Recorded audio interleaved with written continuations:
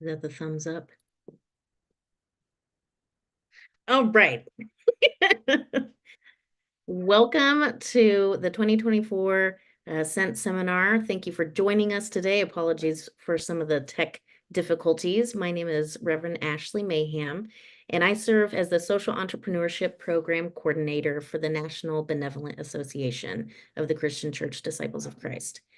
The NBA, which is a nonprofit and a health and social service general ministry of the Christian Church, we collaborate with leaders and with health and social service organizations to strengthen and transform communities through compassion, healing, and justice. The NBA provides education and companionship, inspiration, and organizational and leadership development resources for health and social service ministries. All of our work with our partners is grounded in our historic mission of justice and advocacy. Please know that this webinar is being recorded and will be available for viewing in the future on NBA's website, which is nbacares.org. But once again, welcome. Thank you for joining us this evening. This is the second week of the 2024 Scent Seminar. We invite you, if you're viewing on Facebook or YouTube, you're welcome to add in the chat your name and what part of the world that you're tuning in from. But we are glad to have you. The Scent Seminar is our annual seminar that kind of dives into the world of social entrepreneurship. And this year's theme was Methods to the Madness. Last week, if you joined us or if you watched the recording at another time, we heard about the madness or the chaos, the messiness, sometimes confusion of social entrepreneurship. But this week, we're going to hear a little bit more about the methodology. So these are tips, tricks, best practices that can kind of forge a path forward that's a little more clear in the midst of this really beautiful but sometimes messy world of social entrepreneurship. And I'm so grateful that we have a panel of some professionals, subject matter experts, and in just a few moments, we'll introduce our panel who are with us this evening. Each of our guests have provided an exclusive recorded workshop, and if you registered for the Scent Seminar, you will have received access to those recorded workshops and presentations. But also through your registration, we've been gathering the questions that you would like to hear some answers to. And so we're really excited to have these folks share their wisdom and their insight with you tonight. But before we jump into the questions, I have the deep pleasure of introducing our keynote speaker for tonight, Ms. Sophia Burnett. She is a passionate socioeconomic justice advocate and the executive director of Making a Child Change Foundation, which is an organization dedicated to empowering teens through financial literacy education, employment opportunities, and entrepreneurial training. As a leader for over 20 years, Sophia has championed numerous projects, including 4 enduring ventures of her own, coupled with a lifelong commitment to imparting wisdom as a financial literacy advisor, licensed minister, and a certified national entrepreneur. Under her guidance, the MAC Foundation has launched innovative programs like Econopreneur Program and the MAC Burger Employment Initiative, both of which have received recognition for their impact and their effectiveness. Sophia's love for youth empowerment and commitment to improving Detroit's economic landscape are at the heart of Making a Child Change mission. Beyond her passionate pursuits, she is a culinary maestro and relishes her role as the cherished mother of 3 fearfully and wonderfully made young adults. As I said, it is a particular joy to introduce to you Sophia. She was in our 2023 cohort for social entrepreneurs. And this is very exciting. Just this year, she was selected and announced as one of 2 leaders in NBA's pilot initiative, our Impact Fellowship. So, Sophia, welcome. Tell us a little bit about the MAC Foundation and your journey of some of the methods that have brought you here to this moment. The floor is yours. thank you so much, Ashley. It's crazy hearing about yourself from somebody else's mouth. It never registers in my head. I'm like, oh my God, this person is amazing. I need to meet them. Uh, so, again, I'm Sophia Barnett, and as Ashley has said, I'm the executive director and founder of the Making a Child Change Foundation. The MBA has been such a blessing to my life over these last 2 years and my organization. So I thank you guys from the bottom of my heart for everything that you continue to do for us entrepreneurs, especially in the social sphere, and just I'm just amazed at the great things that have come for you guys. So, as she said, I'm a minister and I'm not going to preach to y'all today. I even had to calm myself down and not put up a slideshow because this is supposed to be a relaxed, laid back type of event. But Lord knows I wanted PowerPoint all over the screen.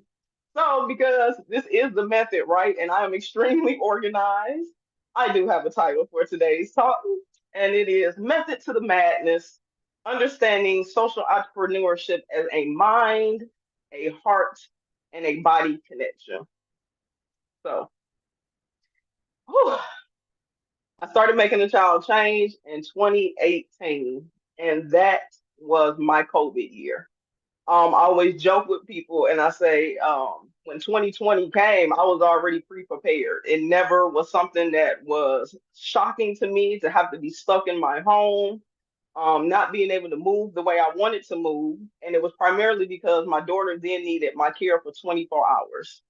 I was working full time as a manager. I had just got back into the career field. And it was at that process of losing my husband that I'm like, I got to work full time. I got 3 kids. I got to grind, right? This entrepreneurship is going to have to wait. And God had told me, no, you need to quit. And of course, I was hard headed and I didn't. And then life said, no, you don't have a choice. So when we talk about methods to madness, as an entrepreneur, a lot of you know. And if there are any entrepreneurs that's watching live, go ahead, drop your business in the chat. I love being able to connect with people at any time. Let us know where you're from. Um, the process of craziness that comes into your life. It's a T-shirt that says entrepreneurship is jumping off of the cliff and building the parachute on the way down. And my life has strategically aligned me in that process of being able to do that time and time again. Ashley has already told you about our programs that we're doing: the After School Financial Literacy Program, our Econopreneur, which is entrepreneurship focused on economics and not just putting money back in your own personal pocket. And then our Mac Burger Team Program, which is our restaurant. I love to cook. That is revenue generating that brings money back in.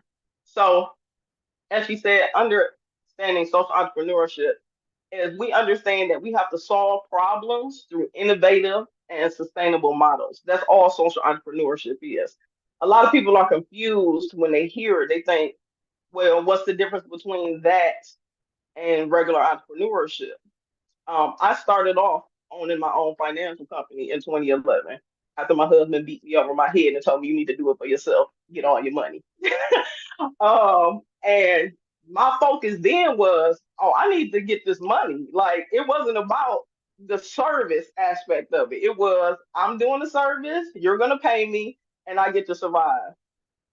When I shifted the dynamic and the thought process around the importance of businesses and the way they now can help sustain our economy, especially coming from a city that has about 57% in poverty, crazy. Um, I realized that when you do it from a heart space, it becomes more than just the dollar. It is now you're giving not to get in return, but to uplift those that are around you. And when we think about the mind aspect, like those are the three key things I want you guys to hold on to: the mind, the heart, and the body. When we think about strategies for social entrepreneurs with the mind, I want you to think about strategic thinking, about problem solving, about innovations. When we look at it from a heart space, I want you to look at the empathy, the passion for the cause, and the commitment to serving the communities.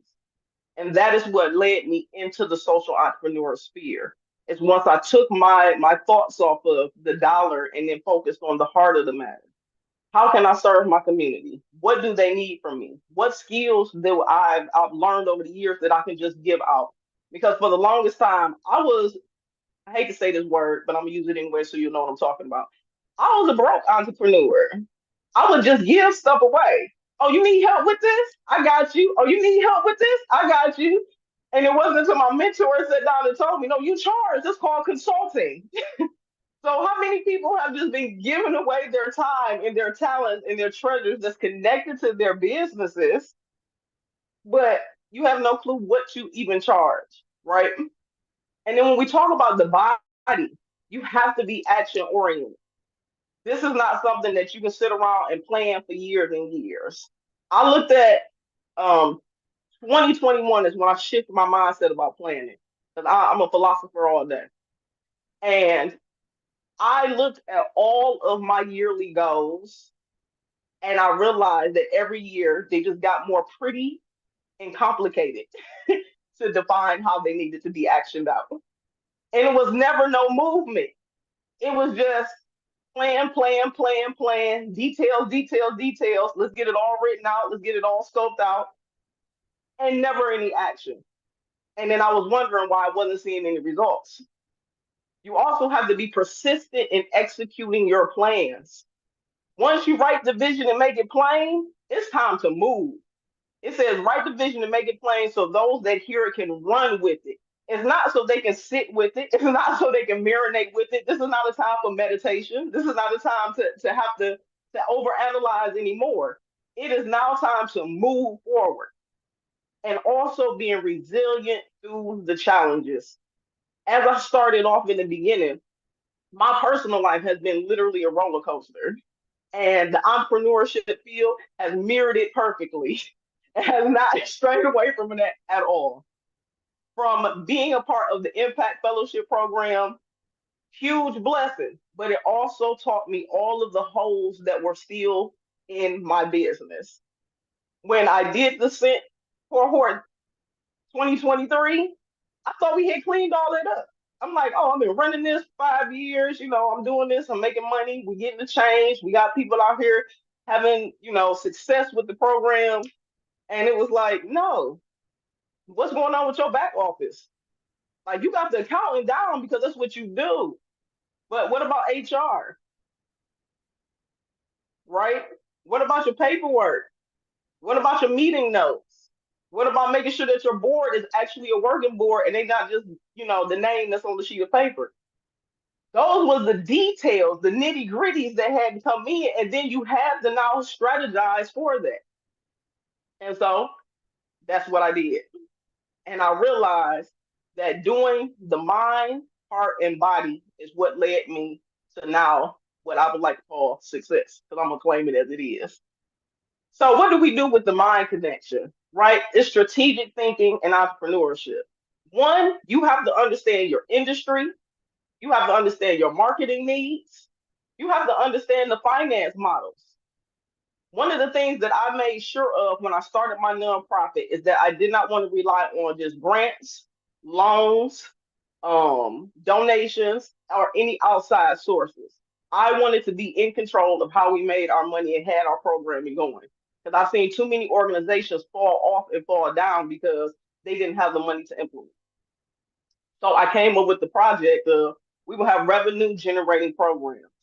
So our financial literacy program is handwritten by myself and one of my board members. We're selling the curriculum. We don't have to be the ones to go out and teach it hand by hand. We can now get other people, train them, and then they can go and run with it. With the restaurant, all the funds that come in go straight into the nonprofit to continue our program, to continue to provide scholarships for our students, to continue to give them opportunities to start their business accounts, to continue to give them a chance to be able to start bank accounts that some of them may not even have a chance to ever get. So shifting understanding, right? Knowledge is not power unless it is used. When we talk about developing a long vision, long-term vision, you have to set clear objectives. And it's not just for I'm making $100,000 this year. What is your social impact going to be? Are you going to lower the level of poverty? Are you now going to see an increase in percentage in education or test passing or college entry or graduates? And I'm just using those examples because that's my part I done studied. But you apply that same thing to your own individual business. What aspect of your business is going to make a social impact and not just the financial dollar? Now, my big, bold, audacious goal is that by 2030, all of our curriculum will be all across the state of Michigan. Every high school will have it. We would have a huge success rate. Like I'm filled with joy at just the possibilities of what that looks like. And it also helps that I've been connecting with people in other states and and other platforms. So now that has also now opened up a door for us to be able to get that into Florida, into Kentucky, into New York, into California. But I also know it's just one thing at a time because you can see the vision, you can see the end goal, but you still got to walk up to it. We all see the finish line, but sometimes a couple of rocks before you get there, you got to make sure you don't trip over. So let's move to the heart now. We want empathy to be our core driver for the movement. When you understand what your community really cares about, really cares about, like for a long time, I was targeting these kids saying, hey, you can be financially literate. You can have your credit together. You can do all this. And they looking at me like, Miss Sophie, I don't care about none of that stuff. I don't even know nothing about it. They're like, I want to be able to go home and know that my lights and stuff is still going to be on at home. I want to know that I can actually go out and get a job and help support my family because I see my mom working 24 hours a day almost. I don't get a chance to see her. I want to be able to dress and not get talked about. Those were the real concerns. So then I shifted my dynamic on how I was even talking to them and started giving them what I know they needed, but giving it to them from the way they wanted it. You have to be emotionally resilient. Hear me. When we talk about a heart thing, when you're passionate about something, when you love what you're doing, when you're all in, it is so easy to get your feelings hurt. One wrong thing, one no, a denied grant application, it can really tear you down if you let it. But the thing about it is that you have to know that it's a billion different opportunities out here, and that was just one option. And so you use that one option, and you say, okay, what did I learn from this? One of the things a lot of people that I talk to who do grant writing says that a lot of their applicants never go back to them and ask them how they could have improved on the application. What could they do differently next time to actually see success? And I made it very intentional that if you tell me no, you're going to tell me why you're telling me no. And it is not personal. It's so I can improve. It's so I can grow. It's not to have an attitude. I don't be fussing at people. I just tell them straight up, like, hey, so how can we work this out for the future? Because I know you do this grant yearly. It's an annual grant. And the last portion that I want to talk about is the body. Taking action and executing ideas. Listen, when we get involved in social entrepreneurship, we're doing this from an entry level. A lot of us are starting these projects based off our own pain points that we had, off of a strategy that we came up with when we realized that it worked, or just based off of some skills that we may have accumulated on the collegiate level, right? Or some form of education. But then it's like, okay, so now I have all of this. Now I need to move. My biggest lesson is that I couldn't do it alone. You cannot be the only body that's doing the work. You have to build out your team. You have to make sure that you have somebody else that's in your ear as a sounding board. I am extremely creative. I love creativity and building stuff and making things. And my board has to tell me, Sophia, we're not doing all of that. I'm gonna need you to bring it down just a few notches, okay? That's a good idea, but it's too much. It's a tad bit unrealistic. And I said, okay, well, we can start with y'all realism and then we can add on my spectacular later. I'm down with that. That is fine. But that's my way of compromising. When realizing that turning your vision into action through your program development, through your grant applications, and through your community partnerships, you now understand how you can grow your program. You can grow your service. I started in 2019 doing this by myself out the kitchen of my house. I had a dream. We was gonna hire all these kids. We was gonna pay them. Listen, let me tell you how crazy I was. We was gonna pay them $15 an hour 3 times. One for working, one for college savings, and the last one for their entrepreneur venture. And I had a man come up and ask me, he said, so you're paying these kids $45 an hour? I said, dang, we really are, huh? I didn't look at it that way. I said, no, you're right. This does sound crazy. He was like, yeah, and nobody's going to donate to that cause at all. And I said, respect. I guess that explains why my donations was very, very low in the beginning. Because they're like, this girl do not know what she's talking about. But it's just, I saw a bigger vision. I saw a bigger dream. And I'm like, these children need all that they can get. And I was willing to give it to them. Definitely, though, not at $45 an hour. So also knowing when we're talking about your body, right? What's your physical and mental stamina? Listen, we always talk about self-care, but we also have to know when we've had enough. We also have to know I need this day off. As entrepreneurs, it is so hard for us to just clock out, right? Because there is no clock. It's hard for us to want to walk away. Like, oh, I'm in the middle of doing this. And I'm going to go ahead and put myself out there so I don't do this anymore. 2 days ago, I didn't go to bed until 9 o'clock in the morning working. But once I got in my flow, I wasn't about to cut it off because it was like, we got stuff to do. That's crazy. Don't do that.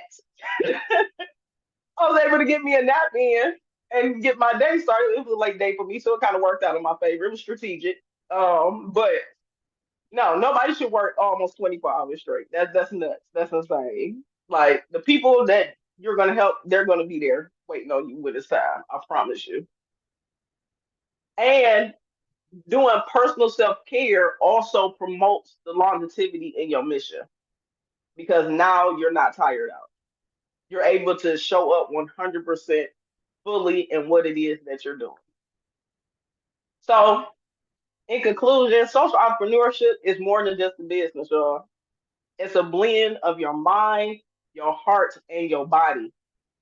It's about developing strategies, caring deeply about the cause, and being relentless in your execution. So, I invite you all who are listening to discover your own method to the madness in whatever social problems that you are passionate about solving. And if you have no clue what it is you want to do, feel free to go on over to makingthechildchangefoundation.org. We're always looking for volunteers. We're always looking for donors and supporters of your time and talents. Thank you so much. I appreciate you. Thank you. Man, good words, good experience. I'm so excited to have Sophia and the rest of our panel here tonight. Those of you who registered, you posed really, really great questions. And so I want to let you hear first from each of our panel members, just so you know who's in the room. And so I put the order of names in the chat over here, but I want to invite you to share your name, your organization, what topic your workshop covered. And then we've asked all of our panelists, what is it about social entrepreneurship that is really beautiful, but it can be really messy and chaotic? So Jonathan, I'll invite you to go first, and then we'll hear from Tyler. Okay, my name is Jonathan Friend. Like I said earlier, I have a master in management, and so I'm a management consultant.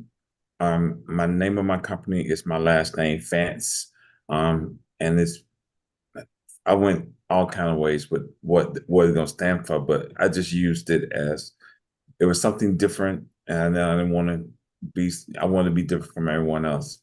But I got into the business from the government. I was working for the federal government, and I was at a point where I wanted to hurt my manager. And a friend of mine said, Jonathan, you need to just get another job. And I'm like, what I'm gonna do? All that I know do is, accounting. That's that was my livelihood, accounting. So when I left the government, another friend said, Jonathan, you got 3 degrees. What you gonna do? Won't you just go in business for yourself? And for the past 24 years, I've been in business with myself as a I call myself a management consultant, but I'm really an accountant. And I love numbers, and I understood what Sophia was saying about passion and heart and body. Um, I don't feel like it's a job. Another thing I don't do is I don't advertise. I don't none of that. All of my clients are by word of mouth. I got recommended to Ashley by one of my clients who I helped. Someone challenged me to do a 501(c), and I was like, I don't know nothing about it. But then I'm the type of person, I do not like the word no or I can't. So I did it, and for the past 3 years, I've been doing 501(c)(3) for different organizations. And out of the 12 I have done, 11 have got their nonprofit. So I think my record is pretty good. And so when Ashley called me, I'm like, huh? So she said someone recommended me, and I was like, okay. And I said, but I you know I was just kind of shocked because and that's how a lot of I get my clients. It's by from other folks. I don't advertise, and I love what I do. I love to make sure if you go in business, don't go in business and don't have your ideas lined in order. So I try to help you get everything lined up, make sure everything is reasonable for you to stay in business. Everybody can go in business, but to stay in business is the challenge. And for me to be in business 24 years, I thank the man upstairs every day that he gives me the ability to just do what I do. I love what I do, but I'm at the point now, like I said, I've been in business for myself 24 years. I'm ready to just stop working, and I want to teach. But my clients won't let me. Every time I feel like I'm stepping away, I'm getting different clients. So, like I said, I live in Charlotte, North Carolina. I lived in DC for 33 years. And I got clients from here to California. And I have never seen 98% of my clients, never seen them before. It's always word of mouth. It's always over the phone. I don't even do Zoom meeting with them. It's, and a lot of the time their documents are sent to me electronically, and I send everything back to them electronically. But it works. It works for me, and my clients are happy. And I'm passionate. And when I say about accounting, I have to balance to the penny. I mean, the penny.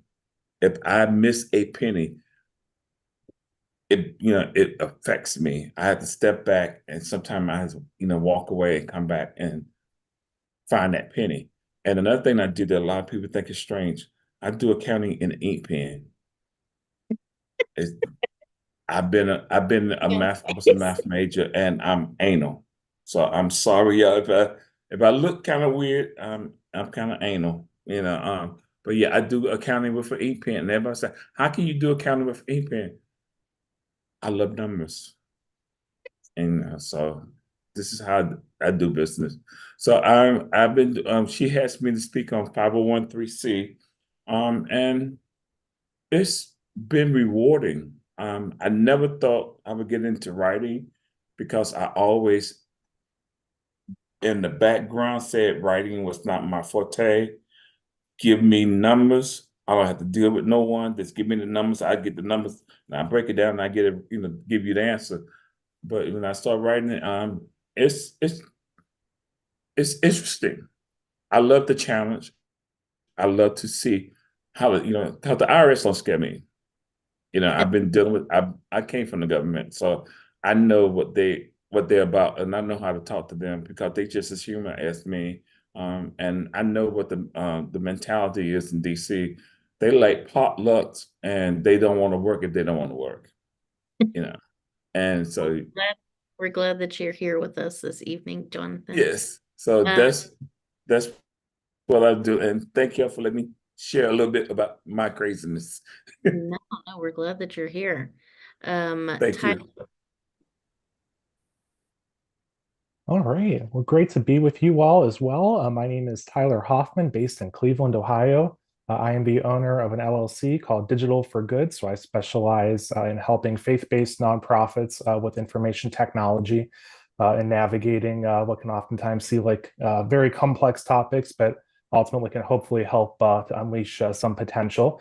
And gratefully, one of my clients is the National Benevolent Association. So suddenly, this kid who barely made to the Presbyterian church down the road is now the faith-based IT guy. So we're leaning into it. I learn more church words all the time, and I'm trying to pick up what I can by osmosis here. Better late than never. Outside of my consulting role, I do work for a healthcare company, Philips. So you might be familiar with it, Sonicare toothbrush, that sort of thing. And I manage a team there. Enjoy that work as well, but it's so rewarding to be able to step outside the corporate box and be able to engage with frontline doers and shakers and those out there doing real good work in the world. The topic of my recorded workshop was artificial intelligence for social entrepreneurs. So I look at artificial intelligence in what I hope is a well-rounded way, seeing both sides of it, recognizing that is not the silver bullet so many people believe it to be, but also recognizing the potential and the capacity building opportunities and the creative possibilities inherent with it. So I try to promote in the recorded presentation some ways that social entrepreneurs can engage with AI in an ethical way and a productive way as well to get the most out of this real emerging technology that, like it or love it or hate it, will be impossible to escape. And I think when I think about social entrepreneurship, one thing that I think is beautiful, but can really be messy and chaotic at the same time, is probably the agility of social entrepreneurships. I think we live in a culture that is always chasing, scale and growth, growth and scale. And believe me when I say, working for a 70,000 person company, growth and scale can be the death of creativity and agility and nimbleness. Believe me when I say, if I want to purchase software, it takes probably 2 approvals, a purchase order, and then a 3-month lead time. Or if I want to travel to go see a customer or another site, there's a pre-approval before the approval for the form I have to fill out to book the airline ticket. So being in a space in a social entrepreneurship that is, boots on the ground, being able to really do good work, I recognize it can feel really overwhelming. So much you have to take on and wear many hats. But at the same time, what an opportunity to be able to directly make an impact, make decisions with boldness and ingenuity, and to upskill as well in areas that, if you were in a position where you were part of a much larger organization, would be much more akin to trying to turn around a big ship rather than a speedboat. So while it might feel like a wild ride, enjoy being on the speedboat. Thanks, Tyler. Vicky?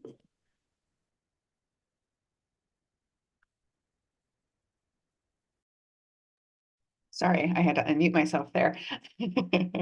Well, thank you. It is a pleasure to be with you all tonight. I'm really honored to be a part of the SENT seminar panelists, and I'm excited to hear from all the other panelists as well and learn a lot. My name is Vicky Schrader. I have about 20 plus years of experience in the nonprofit realm, working with nonprofit organizations, fundraising and communications. And about 3 years ago, I had the opportunity to re-envision myself and decided to do some contract work. So I've been a contractor for about 3 years, working for a variety of nonprofits, mostly in the Christian realm, but there are some varieties there. My professional background was in all types of industries, from higher education to social service to healthcare, and lately I've been really partnering with smaller nonprofits that have really impassioned missions that are finally at a stage where they can hire somebody. And I do a lot of work with Mark Palmer as well, who you'll get to know in a second.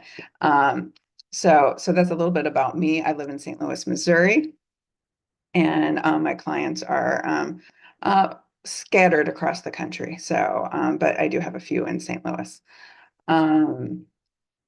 I think social entrepreneurship is beautiful when you see a personal passion just truly blossom and come to life. I think that is just the amazing, beautiful part of social entrepreneurship. Obviously, the messy, chaotic part comes when you really put that into action.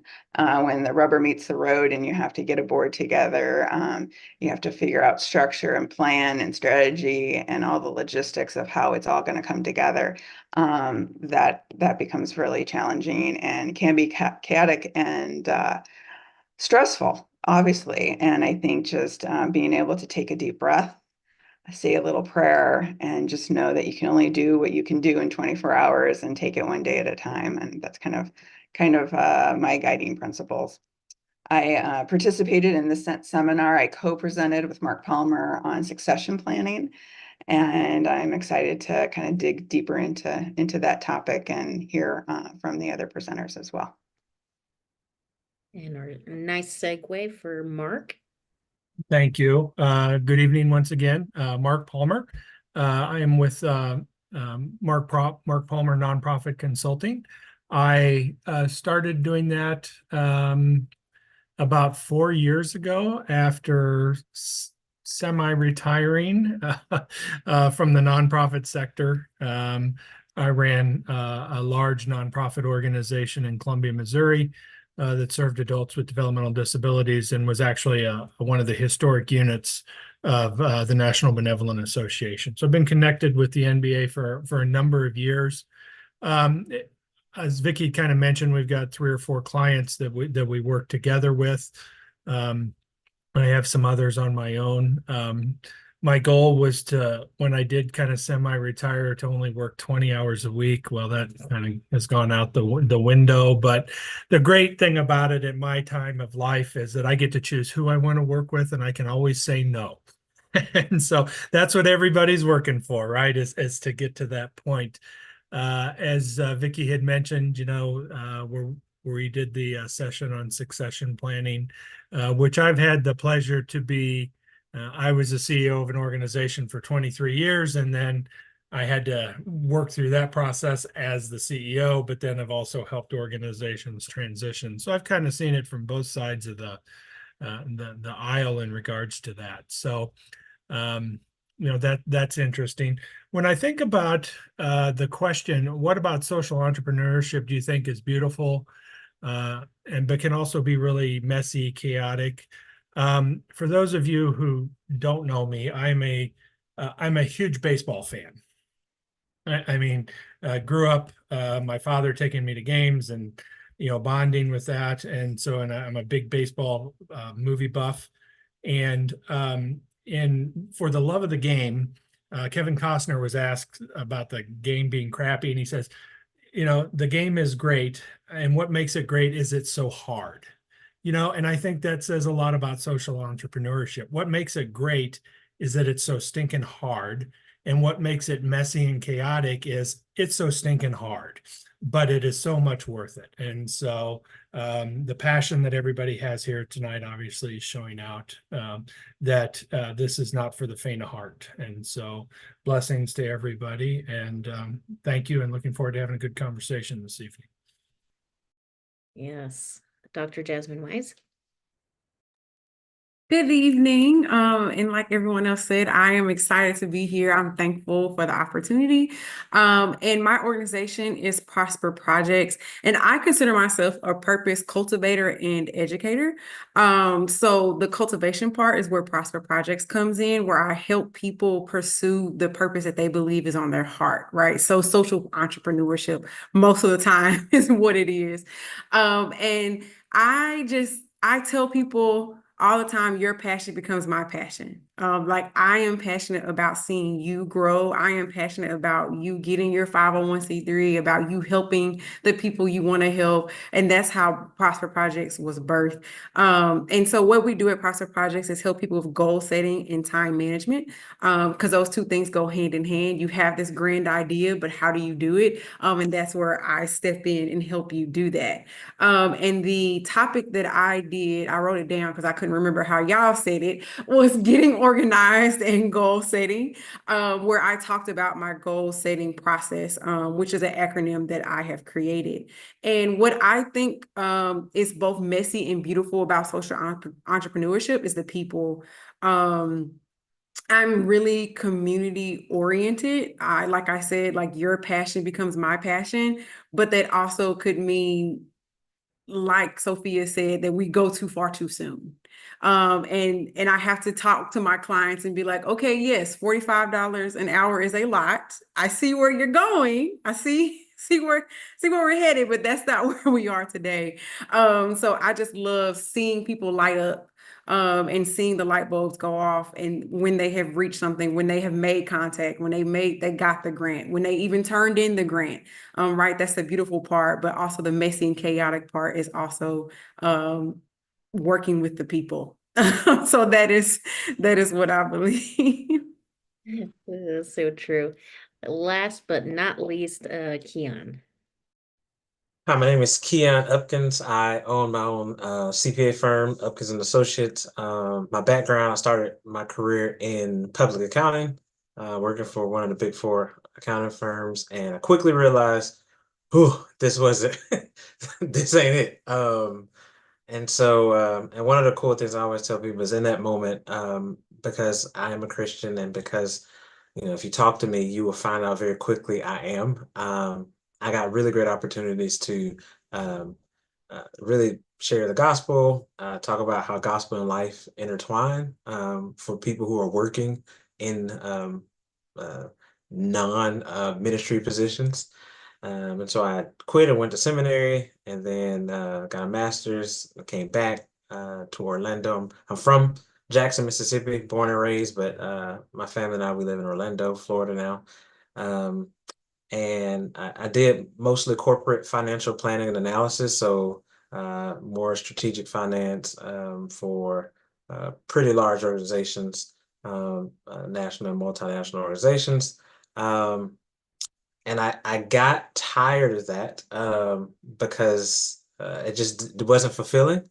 And there was an opportunity to work with a place-based nonprofit here in Orlando that is part of the Purpose-Built Communities. It's an organization network that really focuses on how do we transform communities and provide, instead of focusing on one area of expertise scattered across multiple counties, how do we focus on a very narrow geography but pour everything that we can into it? And it was a really great opportunity, really great experience, really opened up my eyes. And from there, I started my own CPA firm to really support a lot of small and medium-sized businesses, not just on the accounting side of things, which is, I tell people, is a past, which is important. It's historical, but then how does that inform what tomorrow will look like? And so that's the nature of my work. Also, because of my passion for the community, I have a project where we're focusing on how do we get young professionals, particularly African-American professionals, more interested in the areas that are experiencing or primed to experience gentrification, so that the history and heritage of those communities can remain for decades to come, because you are now putting new families in there that connect with that history and heritage. And so started an investment fund, all the other stuff. And that really is a really fun project. It's a long-term project. So my topic was, it was titled, Do Your Dollars Make Sense? Right? And the point is, most people think about nonprofits and they only think about it as a nonprofit, but I always tell people a nonprofit is just a tax-exempt business. It is a business. It's just tax-exempt. And so you have to make sense. So if you want to pay people $45 an hour, you better figure out how you can generate $45 or more an hour in revenue. And so one of the things about social entrepreneurship that is beautiful is I think we're able to take this idea of entrepreneurship and use it to better our society, right? It's the whole point of social entrepreneurship, being able to work and do something that benefits the world we live in. But I think what makes it messy is that as you lean into the entrepreneurship side, sometimes folks will encourage you to focus a little bit more on the entrepreneurship side of things, and you can lose sight of the social, or the social becomes the tag along to the entrepreneurship, when at the very beginning it was the thing that was driving you and entrepreneurship was the tool. Eventually, sometimes entrepreneurship becomes the end, the goal, and the social is kind of like, well, this is the means by which we do that. So thanks for having me. My goodness, what a lovely panel tonight. I'm very excited about some of these questions. And Keon, it's like it's as if you and I had figured out the segue, because I was literally going to say, to kind of start us off, those words that like a 501c3 nonprofit is still a business. And I think one of the biggest misconceptions that folks have, especially church folks, and that's a generalization, is that, you know, they're heart-centered, that social aspect is like weighing heavy on their hearts, and they want to start this nonprofit or whatever. But we think, as Sophia said, I'm just gonna do all of this for free, or like or at very, very, very little cost. And so my first question, which is from M. Williams, and this is, we actually have several accountant CPAs. So Keon, maybe you can start us off, and then if anyone else has some thoughts. But what are some unknown but important facts about a 501c3 nonprofit, just from like a business standpoint? Ooh, a lot, I guess. I don't know. I think the thing that first came to mind for me is, and this is my background and my perspective, is when you think about a for-profit, most of the time you're from a financial standpoint, you're looking at your revenue to start, right? So if you look at any corporation, if they had, 100 million in revenue last year, they're going to say, how do we get to 115 million? And then you build all the expenses related to that, right? So you figure all the expenses out later. From a nonprofit standpoint, it's actually reversed, right? Because you're mission oriented, and the mission takes money, and you think about you have to think about what are the things that I want to do, and what is it going to cost me to do that, and to do it well, right? So I always tell people, build the budget for you to do excellent work. It doesn't mean you're always going to get the money, but build it, and then you go pitch that. And I think the final thing I'll say, because I can talk all day long, but the final thing I'll say for this moment is, I think sometimes we worry about the resources and the funds. And I will say the nonprofit I worked for was so well funded. It's almost kind of ridiculous to see how much money was coming in. And we did a lot of great work. We built a bunch of buildings and all this other stuff. And one of the board members would always say, listen, resources and money is never the problem. It's never the problem. The problem any time is the vision, right? If you have a solid vision, a solid plan to go along with that vision, and you tell it enough times to the right people, you will find that the resources will somehow find you.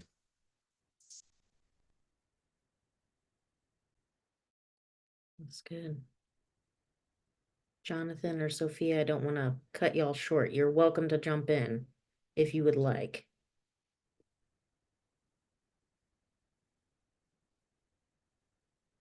Okay, so I have go. I'm fine. I'm fine. I'm muting myself. The first question I always ask, if someone called me and said they want me to do their document for a 501c3, first thing I ask them, what's your mission? I try to understand what their mission is and what is they're trying to accomplish with this mission. Before I can get into the writing, what they need to be, what they need to be presented to the IRS. And I try to understand and see exactly where they're coming from, how they're gonna get there, how they plan to raise money, how they don't look at, to accomplish the things they envision. Because it's the structure. I always looked at it. If the structure is not right, you might not be successful as a nonprofit. I only been dealing with nonprofits since 2020, 21, something like that. Because my company itself is not nonprofit. I'm a profitable man, but I try to, if you come to me for some guidance on to get a 501(c), I'm going to drill you on what I have learned over the past of getting on these approvals. And one thing I notice is the mission, the terminology of the mission is so important, and how you're going to, bring that mission to life. And so I always ask them, what is your mission? Who are you trying to, reach? Who are you trying to help? Or what's the mission? And so I always look at the mission first. Thank you. Sophia, did you want to jump in?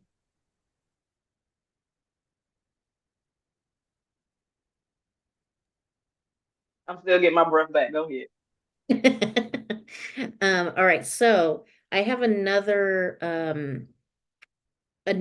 like tax filing question, because this is actually, Sophia, you can probably relate to this because this is what you have done in effect. And you're not the only one, where we have folks who either start off as an LLC, a for-profit business, and then they decide, actually, you know what, I want for this to function. It would be more beneficial if I were to have this be a nonprofit. Some people want to have two separate entities where the LLC is kind of like pouring that revenue and funding the nonprofit. So my question is to our accountants and CPAs, how do you build up a for-profit and a nonprofit joint cooperation? What's the process of that? What maybe some pros and cons, any suggestions that you have? And that was posed by a couple of different people, R. Taylor and EO. So we have a couple of folks who are interested in that. I'll say, I generally, it depends, I'll say. But a lot of times I will tell people, sometimes it is better to have both. Because sometimes it's easier for people to give you the money through the nonprofit, right? It's easier for you to, but the work you're doing sometimes isn't only focused on the nonprofit. Sometimes the work is more applicable. It could apply to any type of situation. And so a lot of times, what from a structural standpoint and how that actually works is, and it happens all the time, where the nonprofit has a mission. The nonprofit has a mission to do artwork, right? We want to expand the artwork that exists in the world.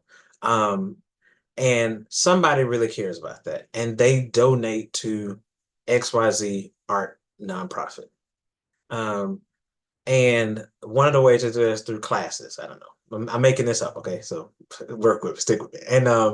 And so what ends up happening is the nonprofit receives the money. It has to get the work done, and what you end up doing as a nonprofit is contracting with the for-profit company to do the work, right?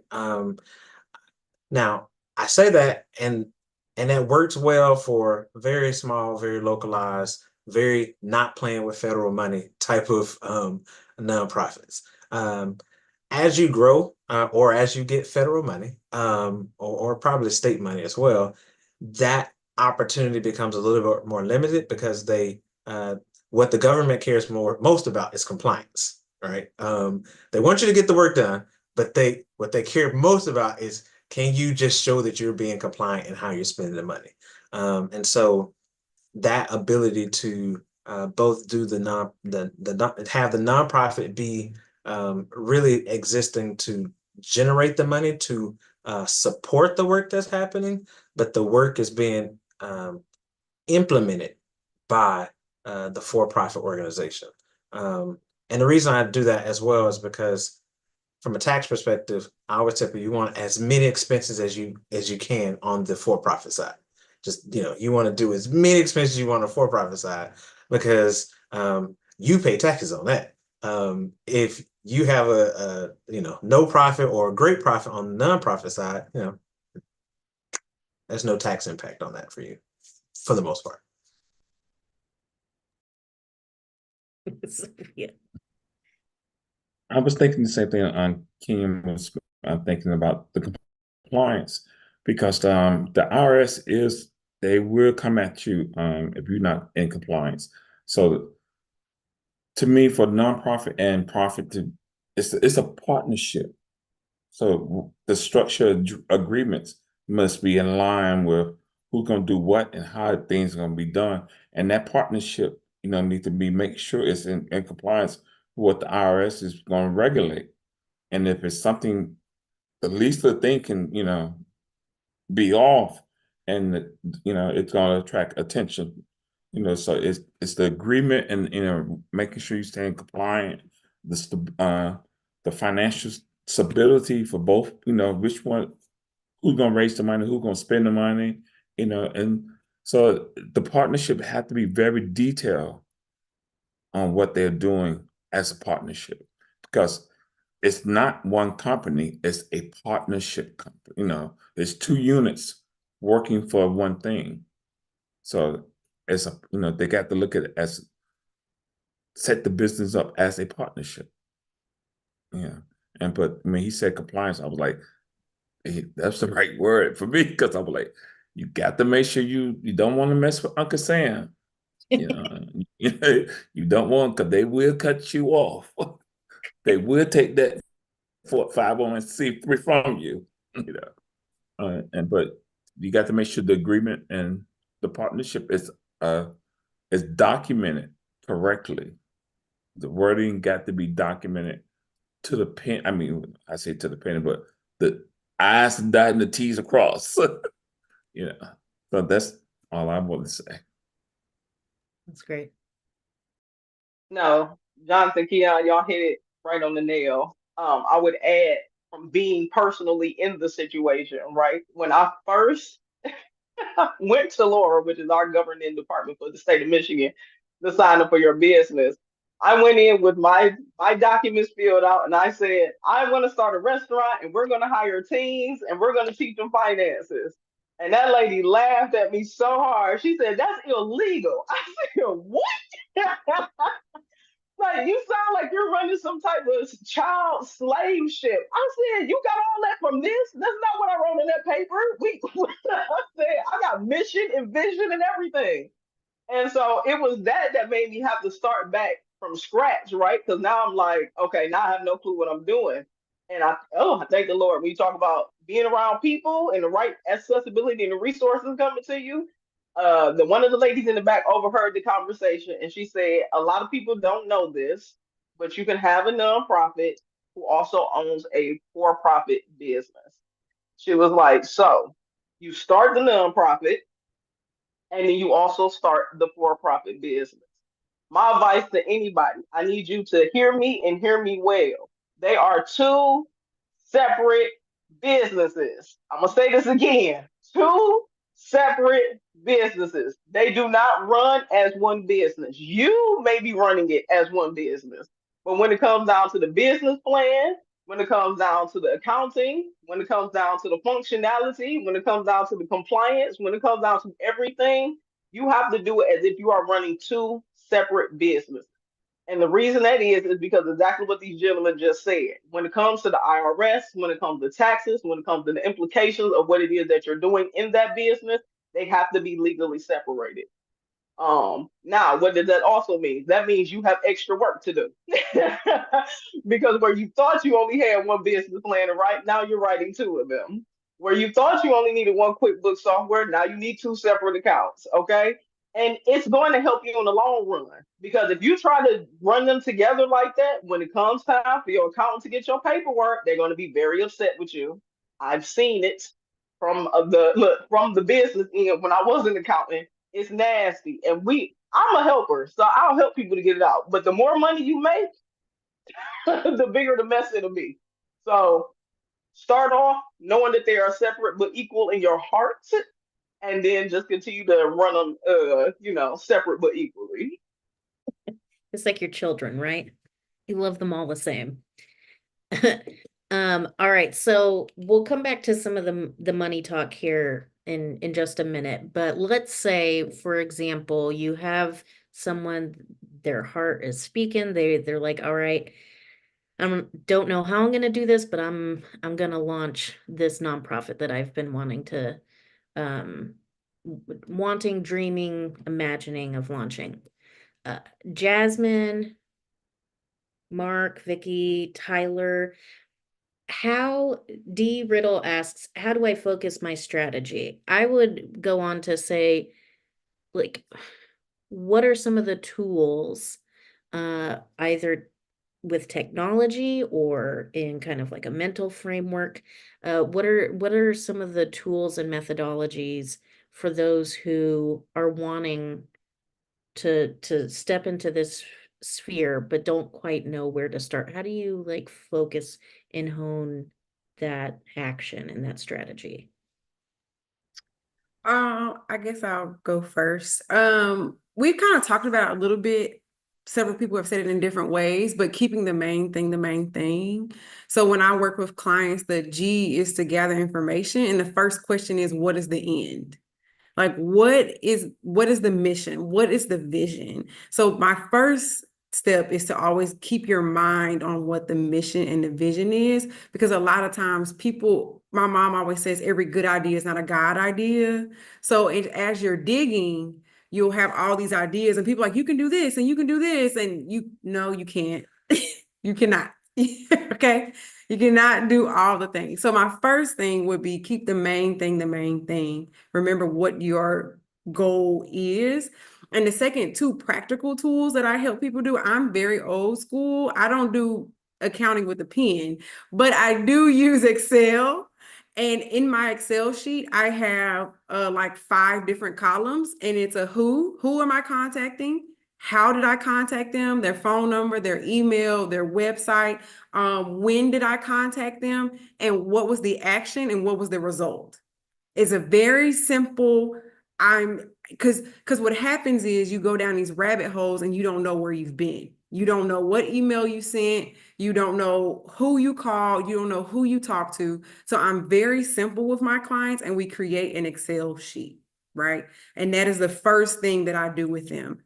Who, what, when, where, how, what was the action? What was the response? So then when you come back 3 weeks later, because life happens, you know where you've picked up, right? So that, and also there's this thing called a business model canvas. If you Google it, business model canvas, Google it, one sheet of paper will help you organize so that you can get started and even fill out that Excel spreadsheet. And I know Excel spreadsheets can be a little scary for people, but I promise you, when you put that action in that contact, it gives you a little zhuzh. You feel like you've done something. So that would be my probably 2 main things, and get an accountability partner, somebody to ask you, have you looked at your Excel sheet this week? Have you sent that email? Have you researched that website? Those are the 2 main, but also an accountability partner. That's what I would say. That's good.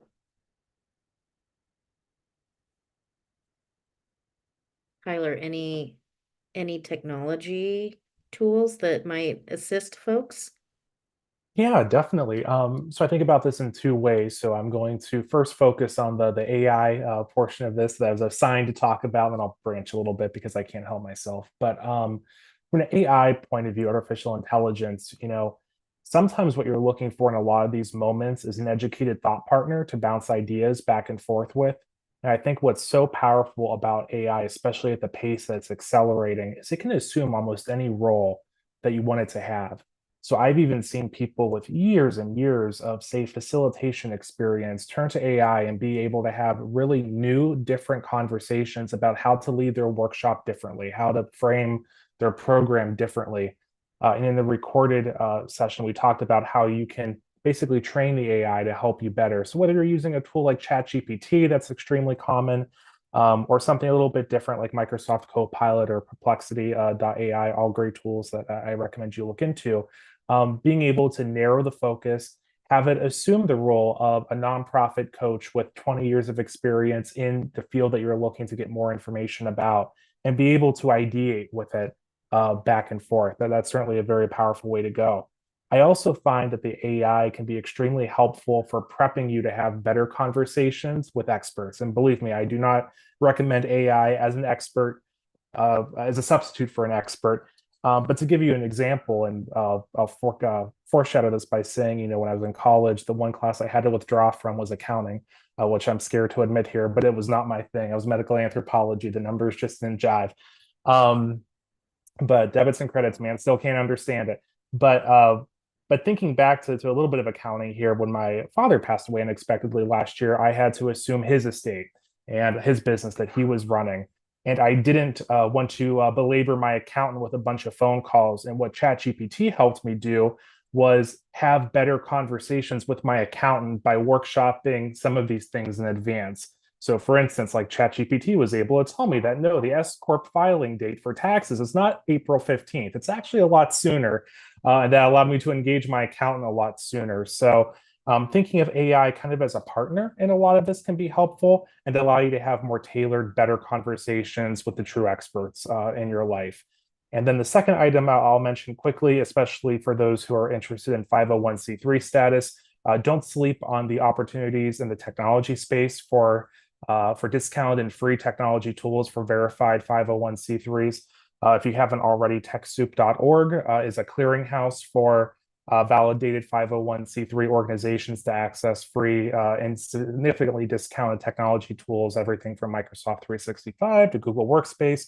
Canva is a big one. You can get the premium version of Canva for graphic design through verified 501c3 status as well. So just to throw that plug out there as well. Yeah, don't sleep on that. One other AI technology related question. This is from Z Evans, and they ask, how can one better prepare for the shifting landscape of AI and its impact on our collective environment? How could AI impact social enterprises? Yeah, that's a really good question. So I would think, education would be one of the key ways. So engaging with something like LinkedIn Learning, which can often be found for free through your local library and offers industry-led expert courses around artificial intelligence, is certainly a good way to start.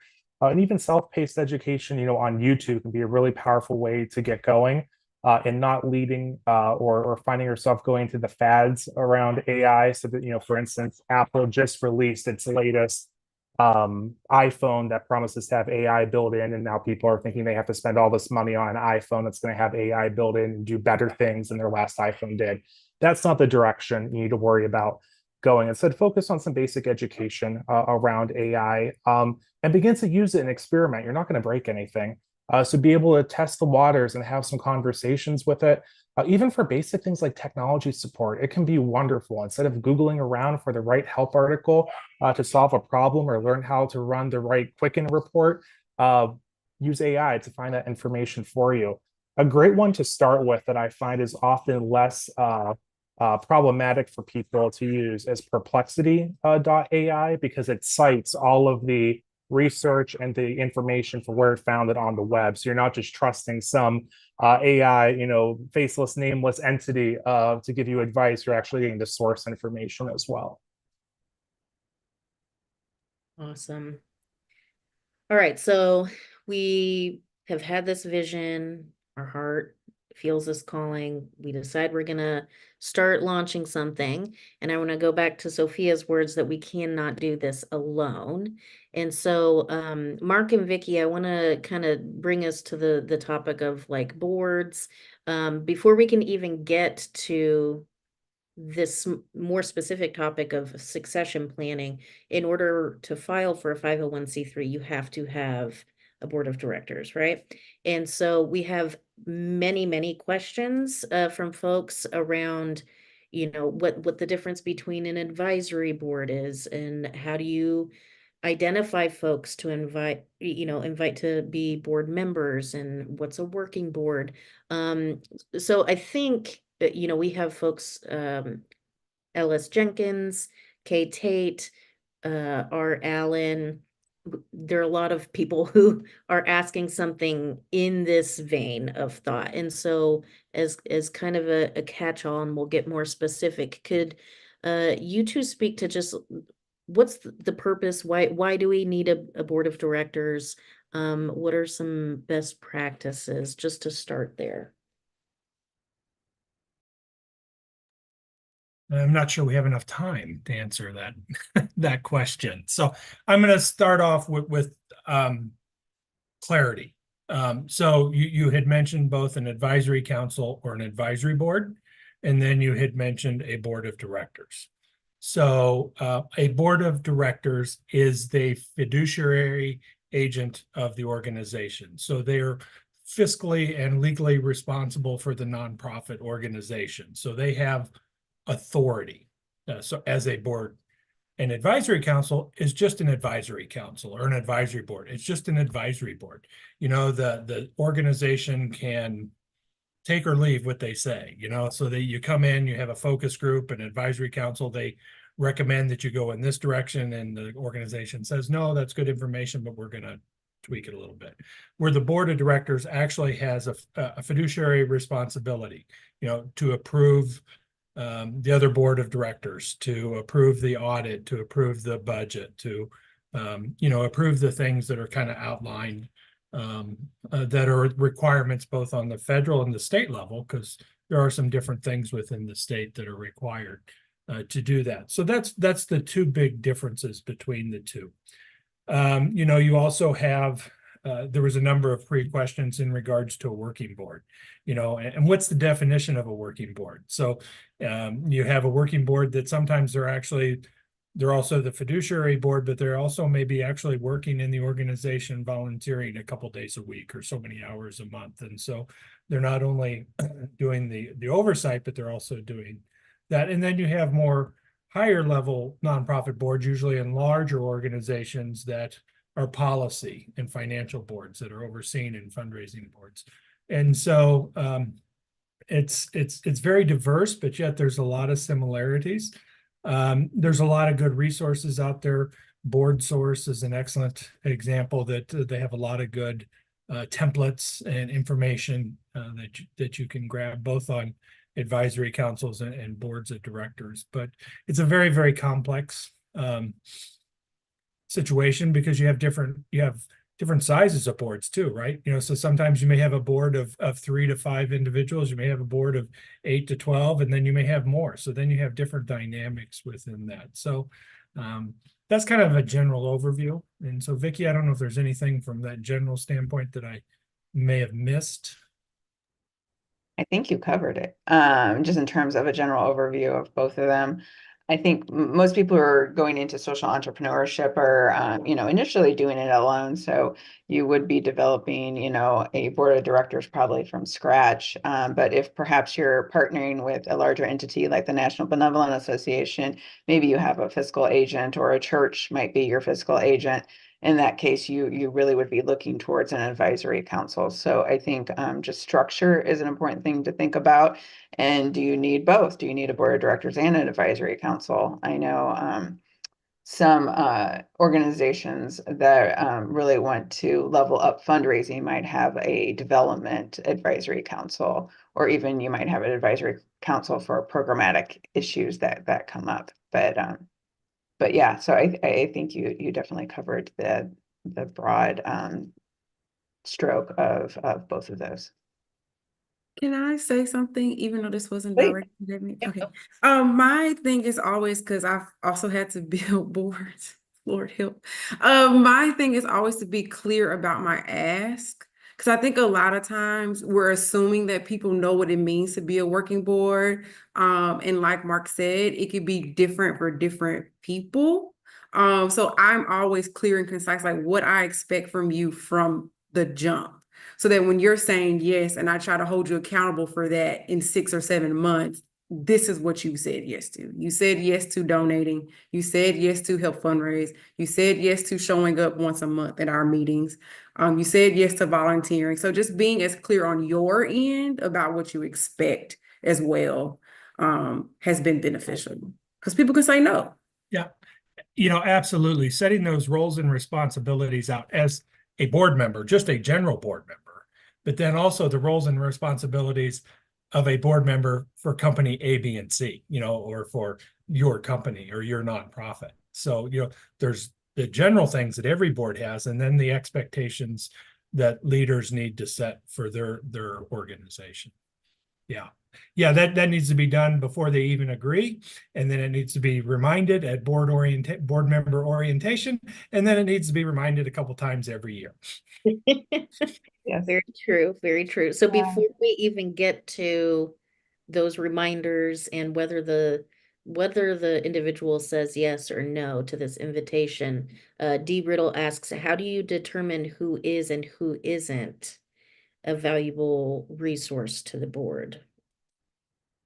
I'll ask that of anyone because I know that you all kind of have experience here.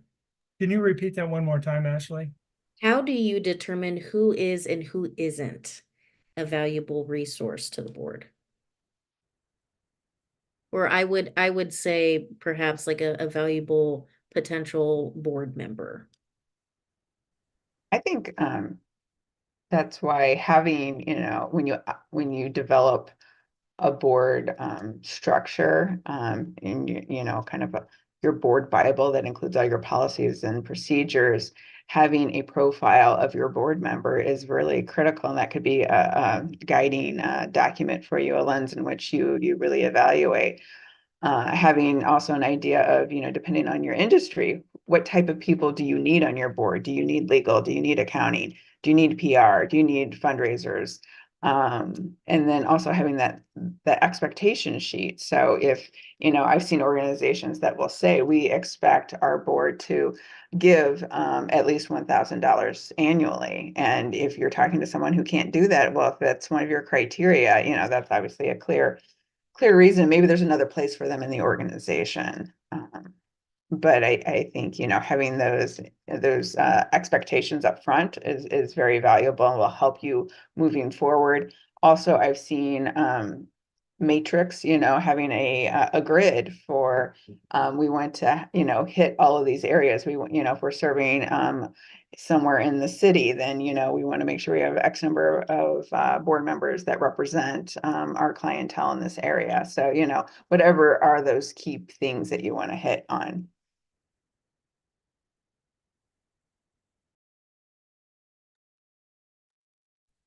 I would just say Vicky was spot on. I'm sorry. No, go for No, it. she took the thoughts out of my head, but I would just use mine as an example. So for my board, strategically, I knew from the restaurant side that I needed a program manager on my board because you're running the program, you're running the restaurant aspect, you're a manager over there. You're also a member of the foundation side of it. Also, I got a student that was in the community to join the board because we needed the voice and recognition of the people we're serving. So just being very specific about what your mission, your vision is, and what your driving force is also points to the people who you need to have in place that's going to actually make it grow. Yeah, and I think one thing you want to eventually move forward. All boards should be self-perpetuating, which means the board members are determining the next board members. Now, realistically, in the beginning, and even if it's a highly functioning board, the executive director, CEO, whatever they're called, is going to be very active in that process. But ultimately, the board should be self-perpetuating, where they're nominating and approving their own new board members. That's in an ideal world, I realize, but that's a best practice when you get to it. And I think that presupposes and gets to the reality that you want to have folks who are part of the infrastructure and the governance of your organization who have that kind of shared mission and values, that this isn't simply an obligation to them. They care just as much about the organization's mission and helping affect change as its leader. I think this is a great question. Ellis Jenkins asks, what is the best approach and language to recruit a team when programming is high but funding is low? How do you invite folks? Because that's like real talk for when you first start out. Like, how do you get people to join you? Not necessarily as an employee, but in terms of volunteers. How do you get people when you don't have a lot of money?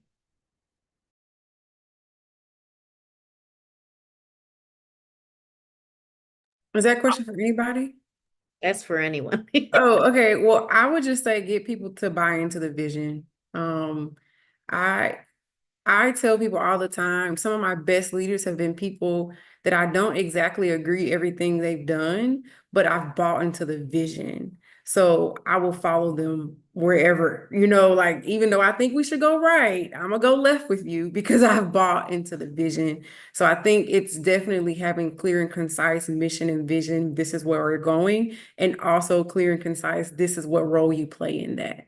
I'm thankful for you because you're helping us with this piece of the puzzle. Would you like to partner with me in that? So it's really about messaging. I said all that, but it really is messaging.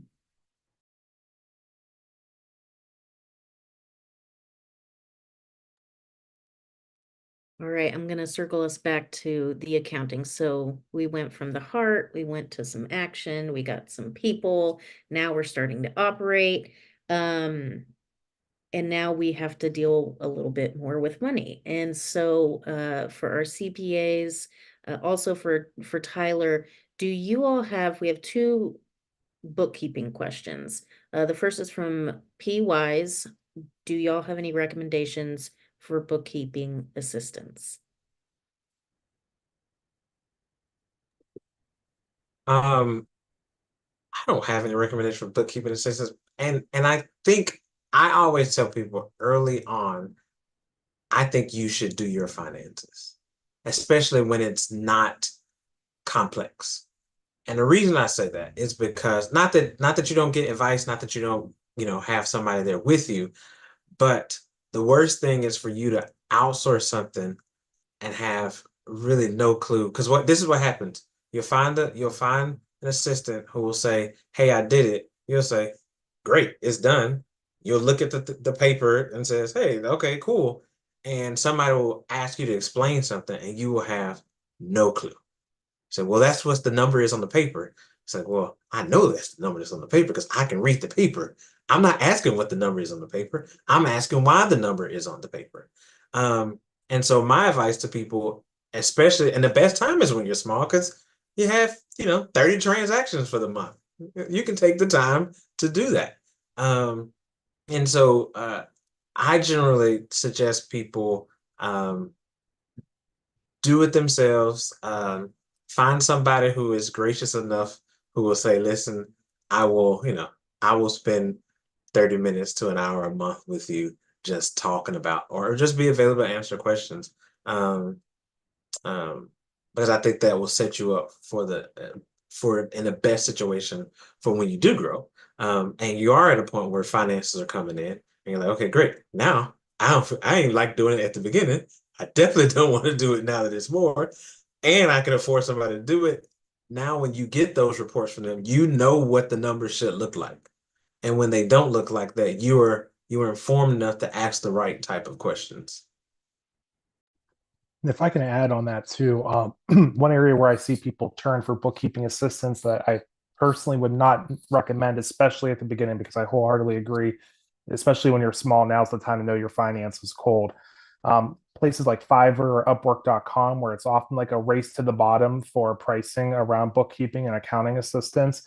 Be very wary. People can pretend to be extremely knowledgeable online, and it's really easy to get the Google reviews and really make that profile look good for $5 an hour, whatever they're going to charge you. That person might not even necessarily be in the United States. There's a lot of concern there as well. You want someone who's knowledgeable. And the price of a good expert, of a good accountant, especially, and hopefully this makes up for withdrawing from Accounting 101. The price of a good accountant is worth every penny, especially at the beginning, because they'll take the time to explain it to you. But again, circling back, AI engaging with a chat GPT as well. Maybe there's other questions, or just define this terminology for me. That can be super helpful too when you're teaching yourself. Any other, this wasn't one of the questions that was provided, but do y'all have any resources for those who, like, I am someone who always felt very intimidated by any kind of financial terminology or language, and that's very much been something that I've had to intentionally invest in and understand more. Do you all have any recommendations of different sites or resources that folks can go to? Because I think often with some of the entrepreneurs and some of the leaders that approach our social entrepreneurship program, they're coming from the church world, and that they're coming from ministry, they're coming from congregations. These aren't business folks who, you know, have years of experience, professional or otherwise, in what it means to run a business. So any recommendations on where to start to learn? So I know the University of Central Florida has they have a whole nonprofit management certificate and I think degree that you could get actually. And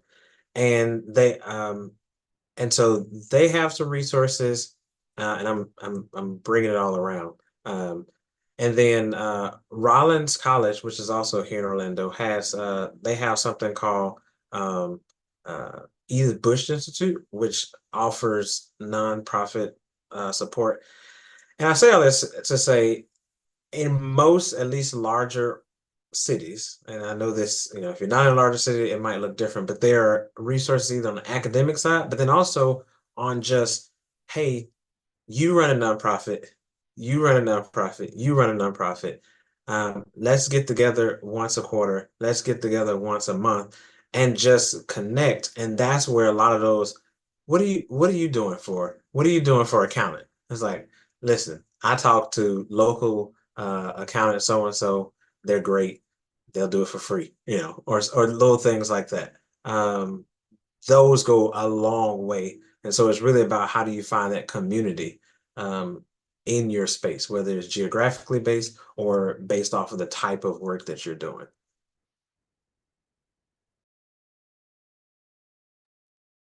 And then also just to throw in, the IRS website has good information as far as their study tools if you go to them, as well as QuickBooks gives free classes and they break it down to the simplest form. So you don't have to get QuickBooks. Listen, you starting off, get your Excel worksheet or that pen and piece of paper. Start small in your mind. Don't pay for something you don't know how to use. But they do have excellent resources as far as giving it out.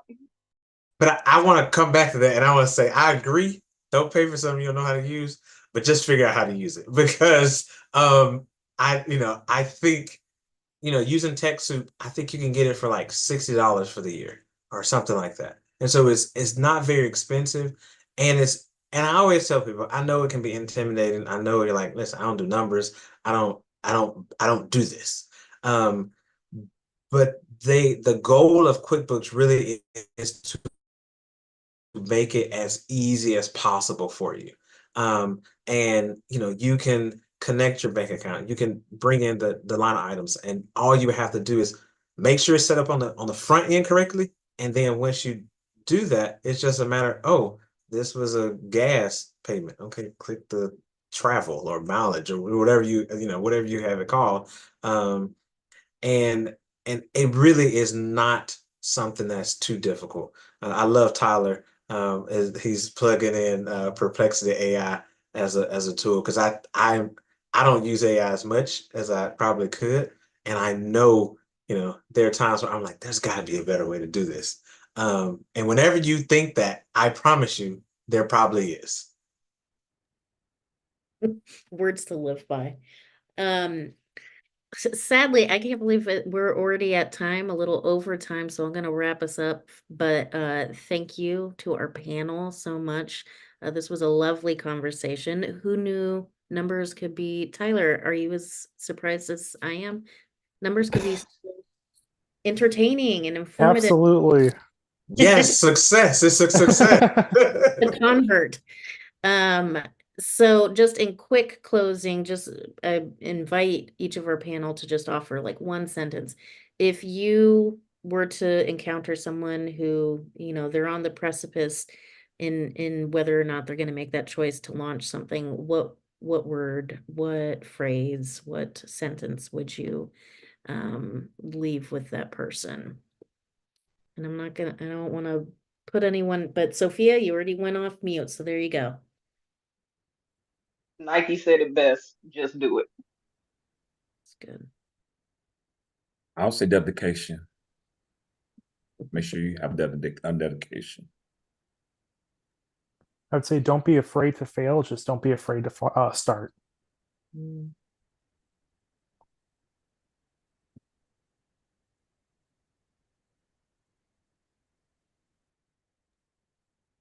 You can't do it on your own.